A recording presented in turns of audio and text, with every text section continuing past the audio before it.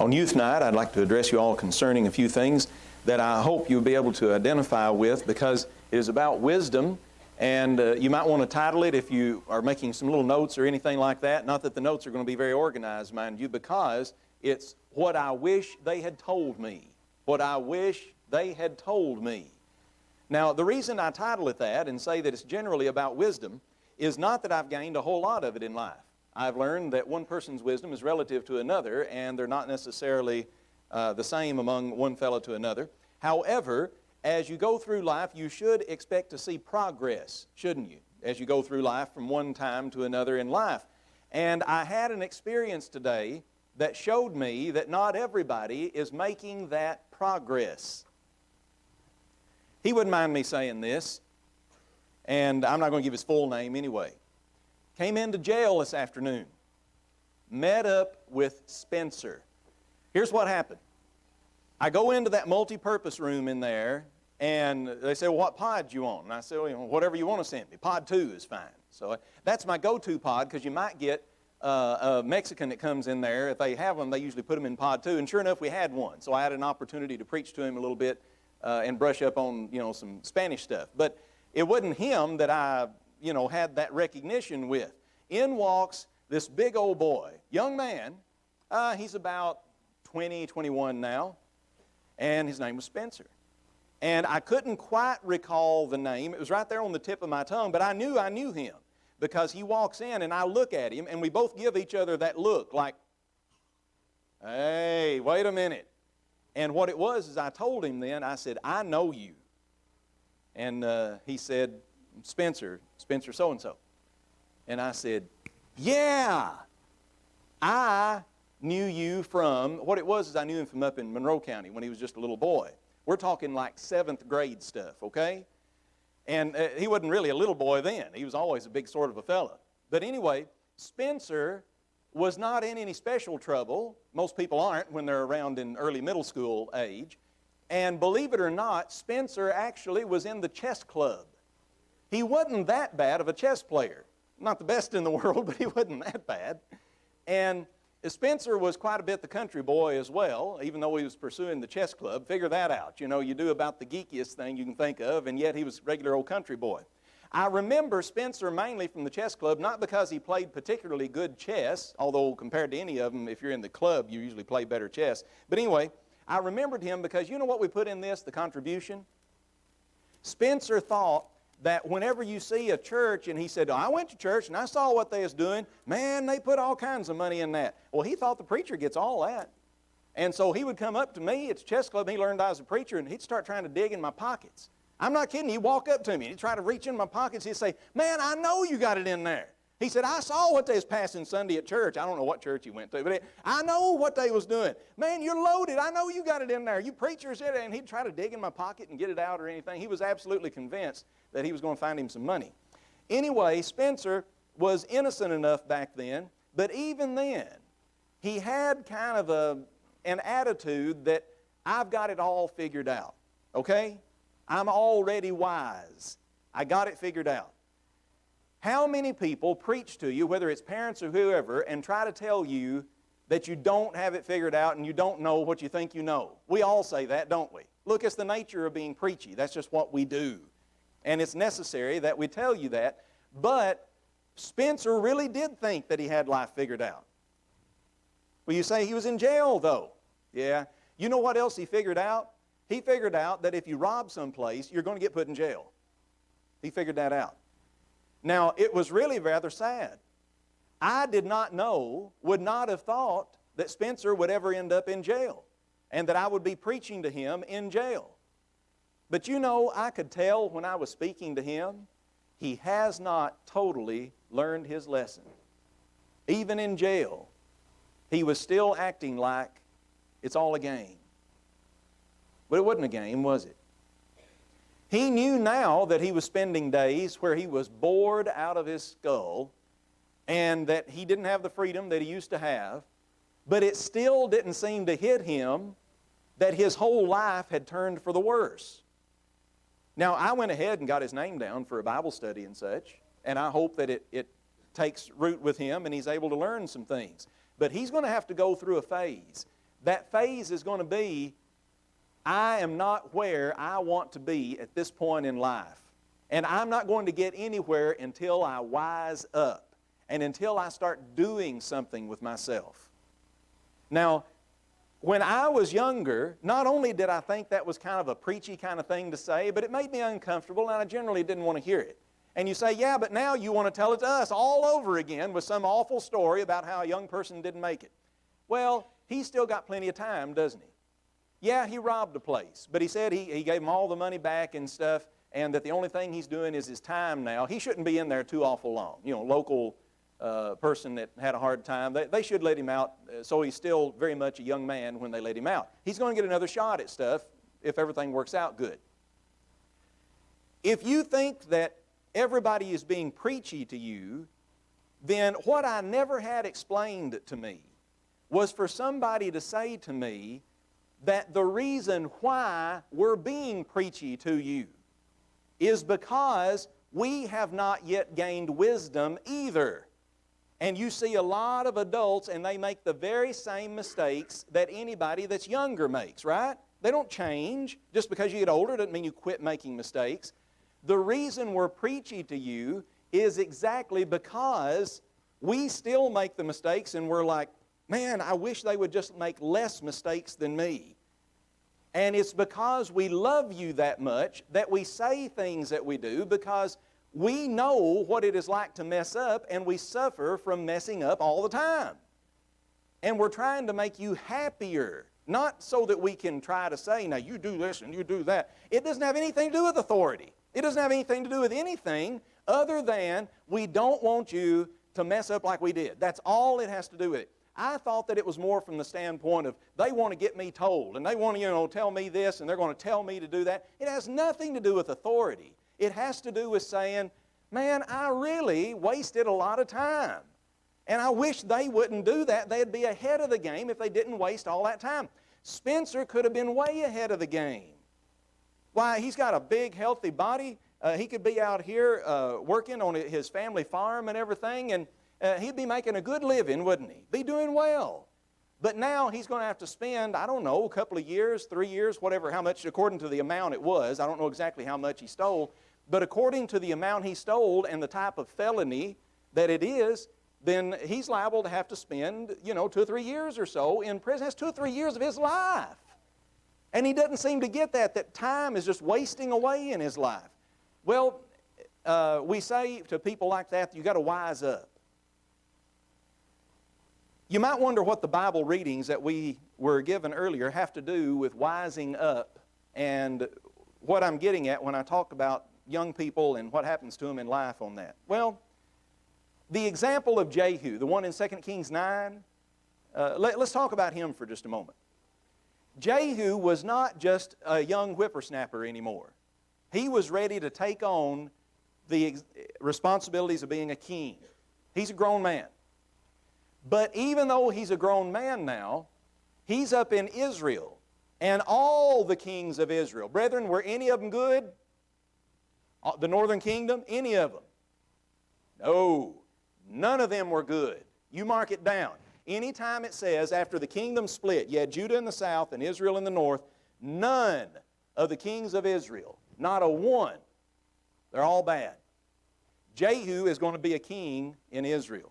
Therefore, he's going to be bad. All of them were bad. He is the only one that God pronounced a blessing on and could have been good. Was pretty close to it. It was close. But if you read in chapter 10, he never would give up the sins of the original bad king, King Jeroboam. He never would give it up. Therefore, he was bad too. But he got close, people. He got so close. How could he be so close to being a good king? All the others, some of them were really bad. We're talking Ahab and Jezebel bad. You know what I'm saying? Jehu got Jezebel killed. And she was an awful queen, and he knew she needed to go. They were worshiping Baal in Israel. He got rid of the people of Baal. He knew that's got to go. He was so close to being good. How did a bad guy like Jehu get that close to being good?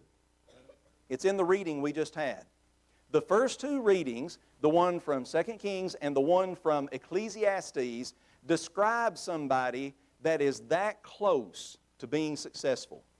You got to join something else to it, but this is going to get you most of the way, and then you got to add something to it that makes it just all the much better. What he had that some of the others didn't have is he had industriousness. Now, if you want to call it by another name, you can do that. Gumption, whatever you want to call it, okay? It looks like Jehu. How do you know it's Jehu? He drives furiously. Well, what do they mean by that? That means when he was driving that chariot, it's like, all right, let's go, let's get this done. He was going to go up with the king, meet with the king of Israel and the king of Judah and kill them both. Now, you would think a man would be nervous about that, right? You'd think he'd be intimidated. He'd be kind of sneaking around or anything. Not Jehu. I've got a job to do, and I'm going to do it right now, and I'm going to do it with all my might. Let's go. And he told them horses, let's move. And then off they went. Who's that in the distance? Looks like Jehu. How do you know? Look how he's driving, man. Everybody knows how Jehu is. When he goes at something, he goes at it full bore 100%. God loved that about him, didn't he? He liked that about Jehu. That's good. Whatsoever thy hand finds to do, do it with all your might. I didn't really understand that when I was younger. You think you have plenty of time, and normally speaking, you got more time than somebody that's older. Not necessarily, but you think you do. And therefore, you don't realize the urgency of things. But Jehu was almost a good king. From what I can find, one of the biggest reasons was, and the one the Bible describes for him, is simply that he is a man who had gumption. He's a man who is industrious.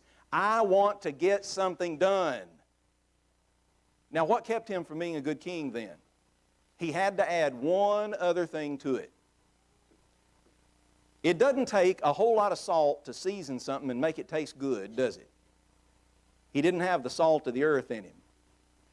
You don't have to have everything sugar in that cake or whatever in order for it to taste sweet. But you do need to put a little sugar in there. It's not going to be sweet.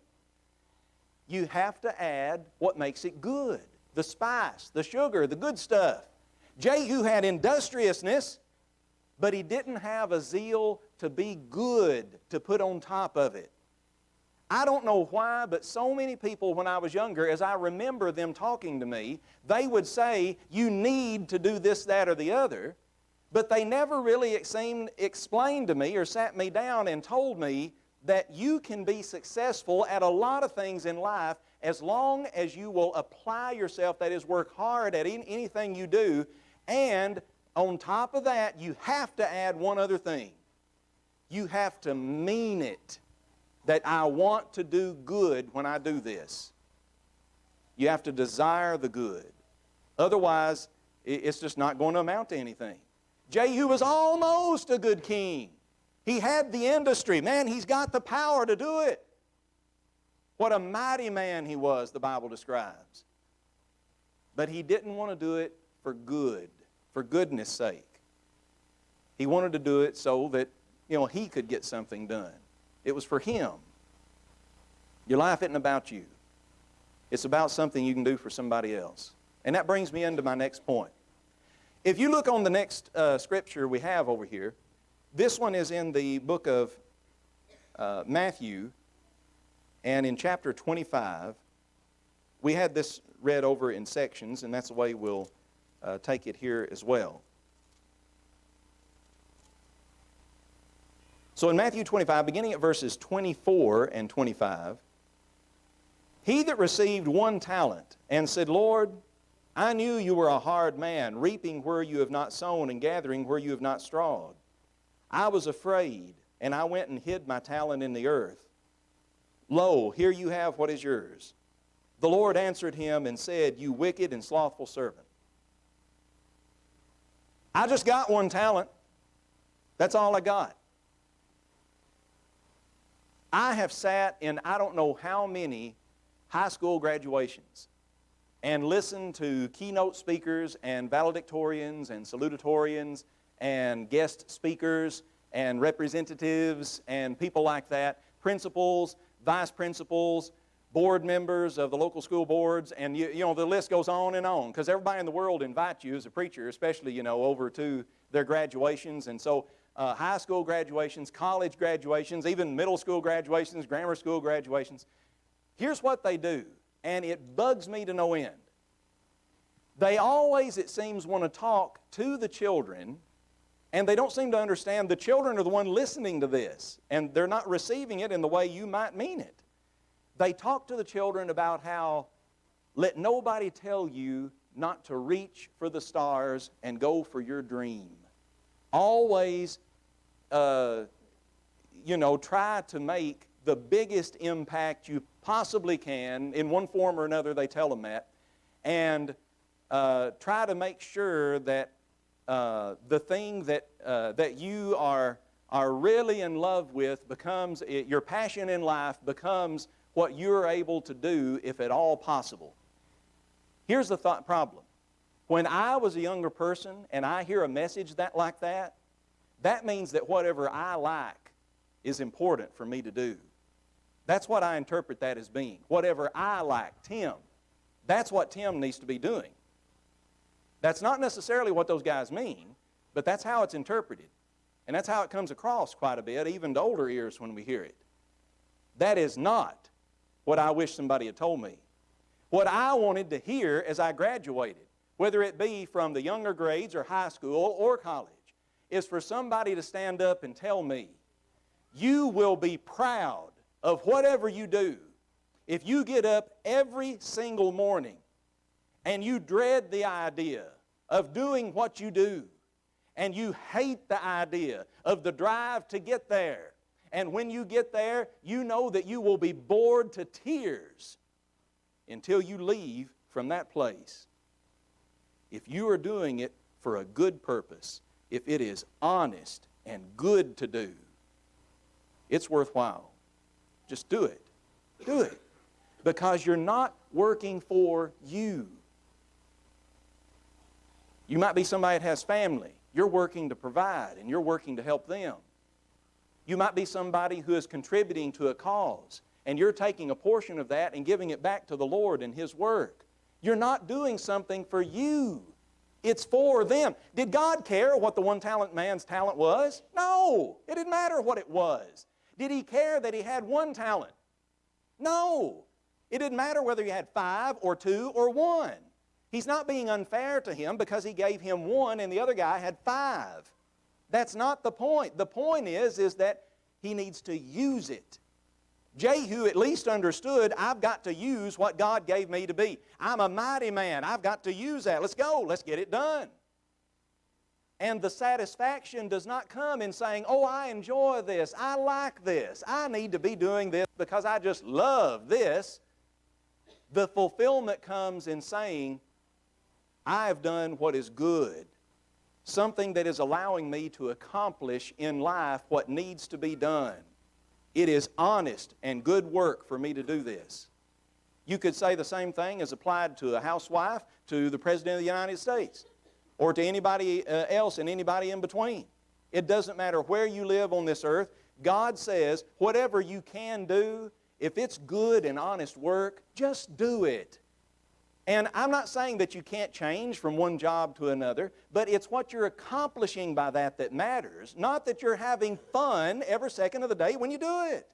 I wish somebody had explained that to me. Tim, don't worry about going and following in Daddy's footsteps. Don't worry about what is expected of you. And they do tell children that, but they don't tell them why. I wish somebody explained to me, it's not because I want you to follow your dreams. That's not it. It's because I want you to be able to do something that is good and honest and will take care of your responsibilities. If it's something you can do, then just do it and be satisfied. The Bible never says that the Apostle Paul liked making tents, does it? Doesn't say anything about it. For all we know, he hated tying those things down. For all we know, he hated weaving the material together. For all we know, he hated gathering up whatever it was he needed to produce them. It didn't matter. When he wasn't preaching, something's got to bring home the bacon, doesn't it? And it's good and it's honest work. There's nothing wrong with building a tent. I'm going to build tents. Somebody says, that's not my dream. It certainly wasn't Paul's dream either. He wants to be preaching the gospel. But guess what? If he needs to make a tent, he's going to make a tent, isn't he? He's going to do whatever he needs to do to accomplish something good. The fulfillment comes in what you're able to do with what you've made or accomplished in life. Not in the doing of that particular job. A vocation's just a vocation. Don't worry about it so much. Just make sure that you're industrious and make sure it's good and honest work. And everything else will work out. The one-talent man was condemned by God because God said, you knew what kind of a Lord I was. I was a Lord that adds to. I was a Lord that makes more out of something than what I had. Listen to here. His Lord is speaking to him, and to the previous one, he said, well done, good and faithful servant.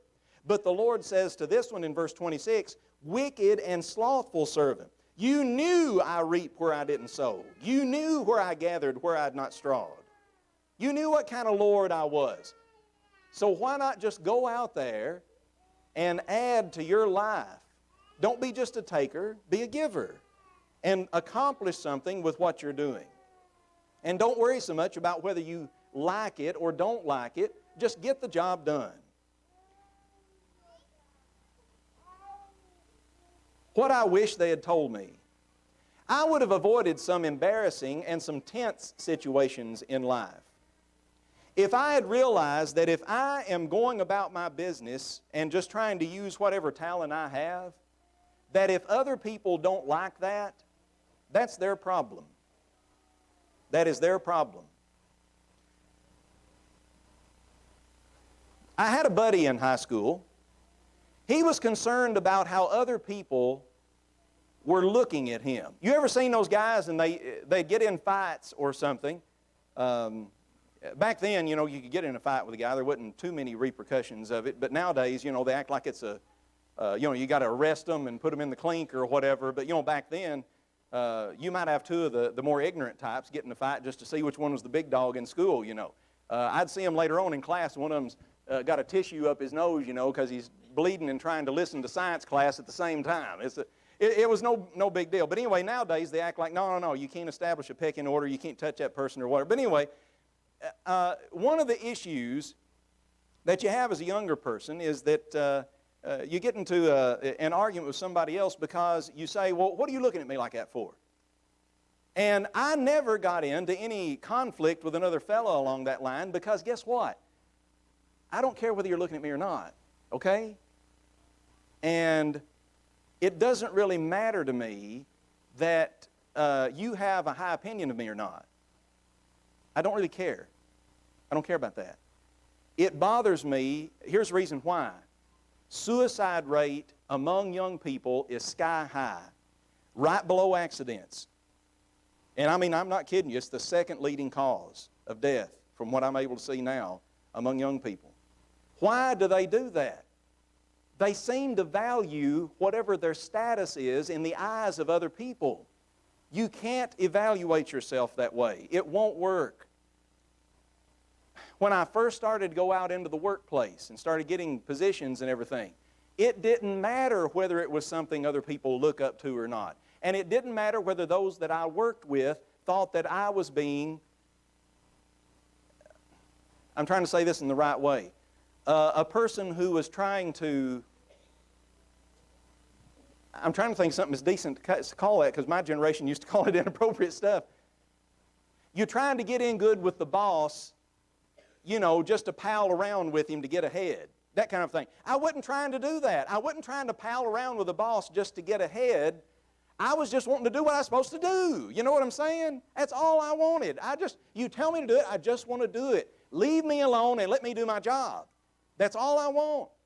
I don't care about your job politics. Young people start out in life today and they act like school is some competition or something. If you're doing well, that's fine that the other person is the valedictorian or whatever. Let them do well. That's good for them. Be happy for them. But that doesn't mean you shouldn't want to do well because it's something you should do. The same way at a job. You do what you need to do. These guys in the Bible, they did what they needed to do. It was their responsibility. Somebody else doing well is not a problem there. I've been teaching one of our classes about that recently as we talked in Corinthians. Apollos was a preacher. Paul was a preacher. And in 1 Corinthians 1, 2, 3, and 4, in those chapters, what is he saying to them? He says, if Apollos comes over here and preaches a better sermon than me, then the Apostle Paul's like, hey, that's great. Did it get a convert? Oh, yeah, loads of people were converted. Woohoo! That's great. That's good. Let them come. Paul writes a letter, and Apollos is right. Man, I can't write like that. I'm not a good writer. Paul's letters are weighty and powerful. Let them be weighty and powerful. Paul does that. That's good. Good for Paul. Just let everybody do their thing. I wish somebody had told me back then, you're going to have people around you that express jealousy. You're going to have people around you that evaluate and judge you based on everything from your appearance to whatever. Don't worry about them. Don't worry about them. And quit trying to act as if everybody needs to feel inclusive in everything.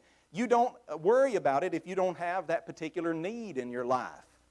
I know it's easy for some of us to say that never were particularly interested in what others thought of them, but it truly is something that is vital, I believe, to cutting down on the teen suicide rate and everything. They feel as if they must be accepted. The only person that ever needs to accept you is Jesus Christ, my friend. That is the only person. And everybody else can go do whatever they're going to do. But Jesus is all you need. Now, when you look back at some of these other Bible stories, one more I wanted to share with you as we finish things out. Let's go over to Luke chapter 14. Luke 14.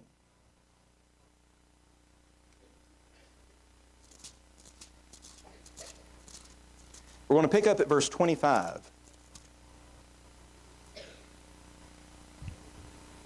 There went out great multitudes with him, and he turned and he said to them, if a man comes to me and doesn't hate his father and mother, wife and children, brothers and sisters, yea, his own life, he cannot be my disciple.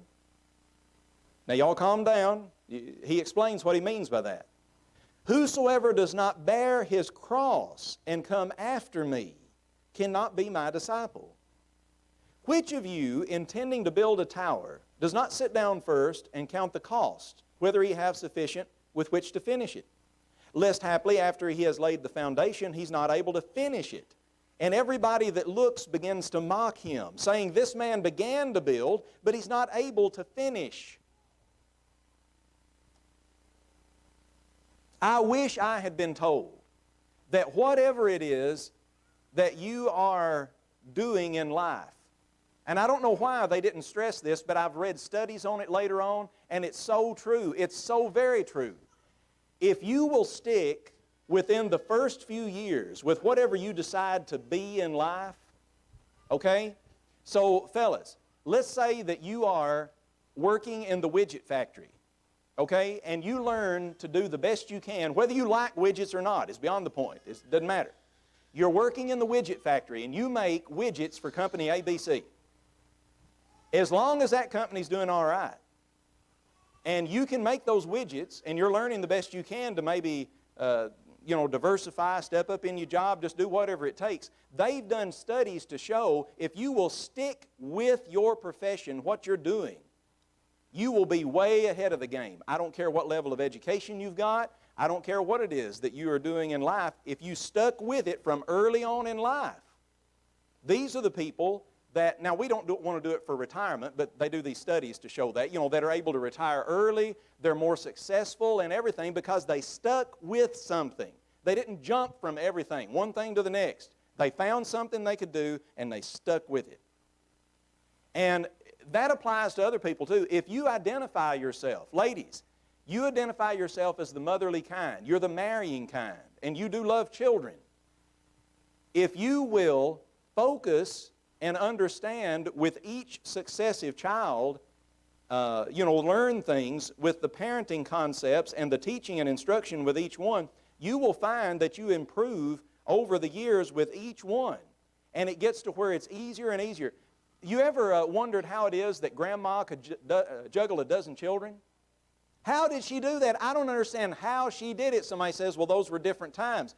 Well, one of the things is that grandma learned the method, didn't she? After she had had 2 or 3 kids, she learned what it took in order to juggle her time and to manage a household. She learned. And people will do that. Whatever you do, if you get good at that, if you stick with that, then it will come home to roost and everything will be fine. It'll come back to you that God will give blessings and you'll receive blessings from men as well. You need to stick with what you're doing and what you know. And as you go back to this passage of Scripture, how we apply ourselves from this is that Jesus points out, when you attach yourself to me, when you become a Christian, I've seen people out here, they're a Christian for a little while, and then they go away from the Lord, maybe away from the Lord for years, and then they come back, and by the end of their life, they're finally up to, driving the church bus or something, which is a great work, but they could have already been driving the church bus and been doing that for 20 years now. But they haven't been doing it because they were on again, off again, on again, off again. They chose the Christian profession, and then they didn't stick with it. Christianity works the same way, young people and older people alike. Once you've got Christianity, if you'll get it early in life and stick with the Lord, by the time you get up to my age, you are a mature Christian way ahead of the game. People will seek you out for advice. The Lord will bless you beyond measure. You will have a confidence in the Christian religion so that you know not only that you're headed to heaven, but that you're adding to the blessings that God is giving you every single day. You'll be branching out so that not only your soul, but the soul of other people will be saved as well. You're accomplishing so much more when you hit it early in life. And you make up your mind, I will have Jesus or bust. In other words, it's going to be the Lord's way or else. I'm just going to do it. I'm determined. And Jesus says that's what you got to be. You got to be determined. If you come from me, then you got to say, this is what I'm going to be like. I will be a Christian. And never turn back. It could be that there are some who are looking at their life in this assembly tonight, and you started out okay, but you've turned back. Your hand was put to the plow, but then you look back. And Jesus said, nobody that is like that is fit for the kingdom of God. You've got to plow on forward. You've got to keep going. And if somebody here is backslidden, then we need to pray with you tonight. Just like we prayed for Brother Knight earlier, we can pray tonight with you that everything might turn around and you get your life going good. The sooner the better. The sooner the better. Let us pray with you tonight. If there's somebody who has not yet called on the Lord, you don't know how many days you have in this world, but if you obey the gospel now, you will never regret it, because that means if the world does last another year, you will not have wasted a whole year of your life. You will have used all of your might, all of your industriousness, all of your resolve and intention to become a Christian now. And you'll be so much more mature in Jesus Christ a year from now, if the Lord lets the world last. So now is the time to become a Christian. It's time right now. And if we can help you with that, we'd love to baptize you into Christ tonight. Is there some way that we can help you as we stand and sing our song?